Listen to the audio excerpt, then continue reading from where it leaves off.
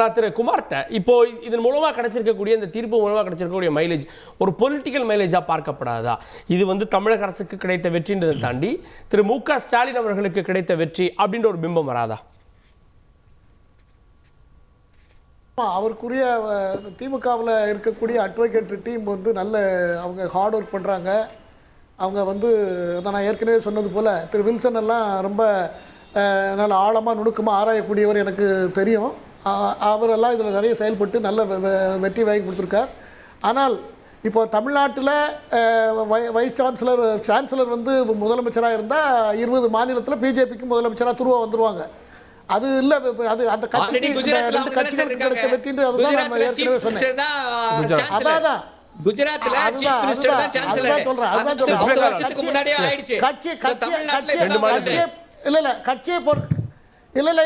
கட்சியை பொறுத்தவரையில் ஒன்றும் தோல்வி இல்லை. ஆனால் மத்திய அரசு லா மேக்கிங் பாடி, கான்ஸ்டியூண்ட் அசம்பிளி இவர்களுடைய அதிகாரங்கள் கேள்விக்குறியாக்கப்பட்டிருக்கிறது என்பதுதான் என்னுடைய வருத்தம் எல்லாம்.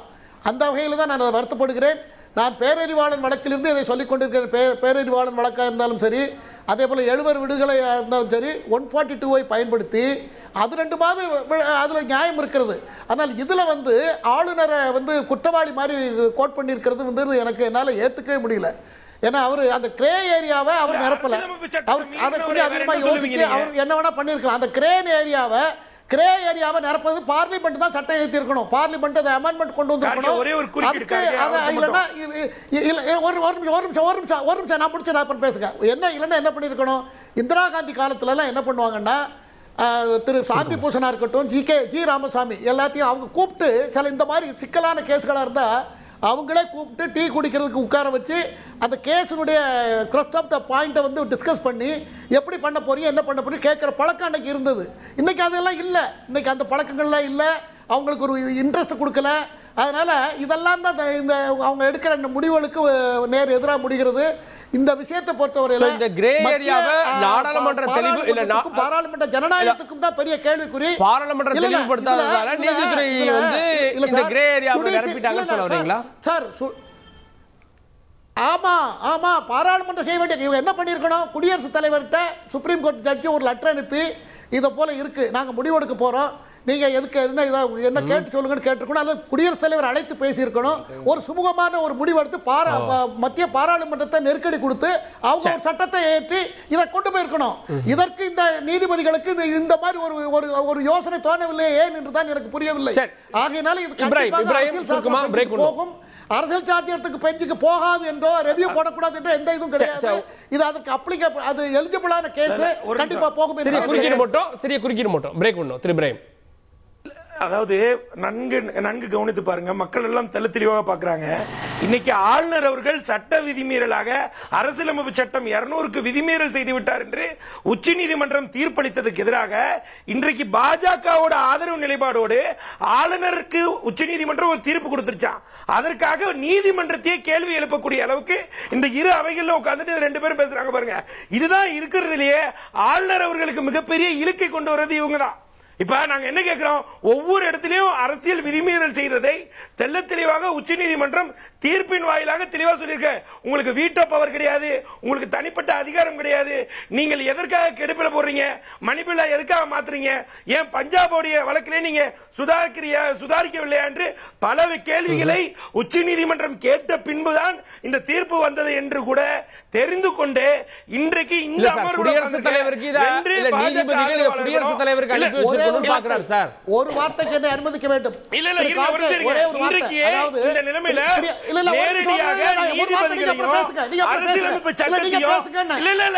இவ்வளவு நேரம் நீங்க பேசுறீங்கல்ல, நாங்க கேட்டுட்டு முழுக்க முழுக்க கவர்னர் அவர்கள் ஒரே வார்த்தை ஒரு நிமிஷம்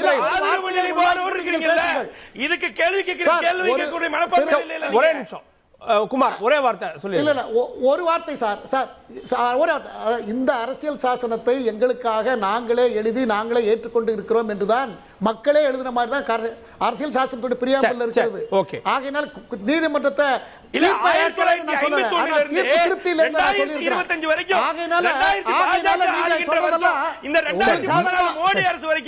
இது மாதிரி ஒரு தீர்ப்பை உச்ச நீதிமன்றம் கொடுத்திருக்க. கேள்வியை கேள்விங்க, நீங்க கேட்கக்கூடிய கேள்வி 2014க்கு முன்பாக எங்களுடைய காங்கிரஸ் ஆட்சி காலத்துல ஆளுநருக்கு நிகராக இது மாதிரியான ஒரு தீர்ப்பை இதுவரைக்கும் நீதிமன்றங்கள் கொடுத்திருக்கா?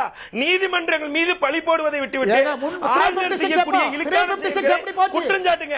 அதுக்கு பதில் சொல்லுங்க.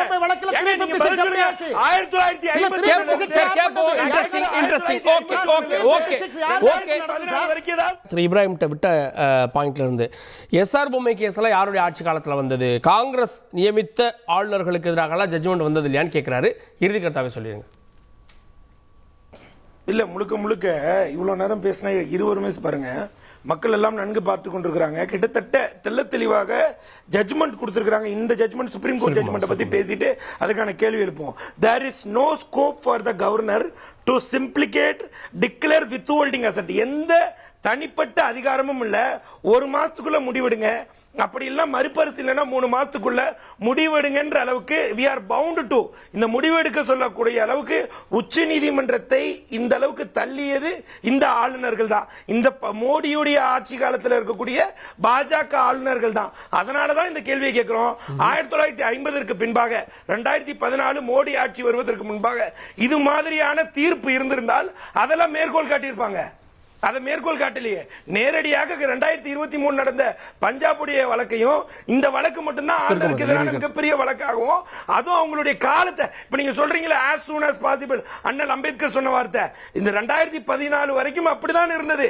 ஆனால் அந்த as soon as possible எல்லாம் துரதிருஷ்டவசமாக துஷ்பிரயோகம் படுத்த வகையில் இன்னைக்கு பாஜகவுடைய பிரமுகர்களாக ஆளுநர்களை அறிவுறுத்தல் செய்ததின் பேர்ல தான் இன்றைக்கு உச்சநீதிமன்றம் இது மாதிரி தீர்ப்புகளை கொடுத்திருக்கிறது. பாஜக ஆளாத எல்லா மாநிலங்களிலும் ஆளுநர்களை எவ்வாறு நிர்வகிக்கிறது என்பதை இந்த உச்சநீதிமன்றத்துடைய தீர்ப்பு மூலமாக உச்சநீதிமன்றம் கடிவாளம் போட்டிருக்கிறதா தான் நம்ம பார்க்க முடியும். ஓகே, இறுதி கருத்து. இல்லை, நீங்கள் காங்கிரஸ் காலத்தில் இதெல்லாம் நடந்திருக்கான்னு கேட்கக்கூடாது. ஏன்னா நான் நிறைய விஷயம் சொன்னேன். ஷாபானு காங்கிரஸ் காலத்தில் நடந்தது தான். யூனியன் கார்பைட் கேஸ் அப்போ நடந்தது தான். நீங்கள் சொன்ன மாதிரி எஸ்ஆர் பொம்மை நடந்ததும் அப்போ தான். மடை மாற்றுவதற்கு இது பயன்படுத்திருக்கு அப்படிங்கிறதும் எனக்கு இருக்கக்கூடிய ஒரே ஒரு வருத்தம், அந்த ஒரு பாயிண்ட், அதாவது இவர் 2வது முறையாக இருக்கிறத ஜனாதிபதிக்கு அனுப்பினாருங்கிற அந்த ஒரு பாயிண்ட்டை வைத்து வரையறை வைக்கக்கூடிய அளவுக்கு 142 கொண்டு வர அளவுக்கு நீதிமன்றம் செயல்பட்டிருக்குங்கிறது மட்டும்தான் இதில் இருக்கிற பிரச்சனையை ஒழிய நீதிமன்றத்தினுடைய தீர்ப்பில் உள்நோக்கம் தான் கற்பிக்கக்கூடாது, விமர்சிக்கலாம்ங்கிறது எல்லாருக்கும் தெரிஞ்ச ஒரு விஷயந்தான். இப்போ கேள்வி என்னென்னா, 2 விதமான நியாயங்கள் இங்கே இருக்குது. கொஞ்சம் அரசியல் சொல்கிறேன். பிரிண்டட் ஷர்ட் போட்டுட்டு பாராளுமன்றத்துக்கு போகலாம், ஈவேர ராமசாமி ஐயாவுடைய கருப்பு ஷர்ட்டை போட்டு சட்டமன்றத்துக்கு வர முடியாதுங்கிற மாதிரியான மடை மாற்றுவதற்கெல்லாம் இது பயன்பட போகிறது. அதனால் கண்டிப்பாக பாராளுமன்றம் 543 பேர் சேர்ந்து தான் ஒரு நல்ல முடிவு எடுக்கணும். ஆனா அது மைலேஜ் கொடுத்துடல இந்த கவர்மெண்ட். இல்ல, கண்டிப்பா கொடுத்துருக்கு. அதுல எந்த தப்பும் இல்லையே. ஆண்டவன் நல்லவங்களை சோதிப்பான், கைவிட்டு கெட்டவங்களை சோதிப்பான், நல்லவங்களை சோதிப்பான், கைவிட மாட்டான், கெட்டவங்களை சோதிப்பான், மொத்தமா முடிச்சு விட்டுருவான். அப்படிங்கறதெல்லாம் 2026 பார்க்க வேண்டிய ஒரு விஷயம். சரி, ஓகே. திரு சரவணன், இறுதி கருத்து. 2 விஷயங்கள் முக்கியமா. ஒண்ணு, ஆளுநரை கையில் வைத்துக் கொண்டு இங்க தமிழ்நாட்டில் இருக்கக்கூடிய கல்வியை நாசப்படுத்த வேண்டும் அப்படின்ற அந்த முயற்சியை பாஜக RSS இந்த தீர்ப்பின் மூலமாக அந்த சதி முறியடிக்கப்பட்டிருக்கிறது. இன்னொன்னு என்னன்னா, பாவம் அதிமுக முன்னாள் அமைச்சர்கள் எல்லா ஆளுநர் பின்னால போய் ஒளிந்து கொண்டிருந்தார்கள். ஊழல் வழக்குல எல்லார் மேலேயும் ஊழல் வழக்குகள் பதியப்பட்டு அந்த ஊழலுக்கு சாங்ஷன் ஃபார் ப்ராசிக்யூஷன் கொடுக்காம நீதிமன்றங்கள் அந்த வழக்குகளை எடுக்காம இருந்துச்சு. இப்போ அந்த வழக்குகள் எல்லாம் ஜரூராக நடக்கும். சோ இப்போ இந்த தீர்ப்பு 2 பேருக்கு, பாஜக RSSக்கும் ஒரு பெரிய அடி, அதிமுகவிற்கும் இது மிகப்பெரிய அடி. அதனாலதான் இந்த தீர்ப்பை பற்றி இதுவரை ரியாக்ட் பண்ணாம இருக்காங்க. ஒரு அறிக்கை கொடுத்திருக்கணும்ல, அது ஒரு இந்தியாவிற்கே வழிகாட்டும் விதமாக இருக்கக்கூடிய இந்த தீர்ப்பை வரவேற்கிறீர்களா, எதிர்க்கிறீர்களா? ஒண்ணுமே பேசாம அமைதி காத்தா என்ன அர்த்தம்? இதுதான் ஒரு எதிர்க்கட்சி தலைவருடைய லட்சணமா?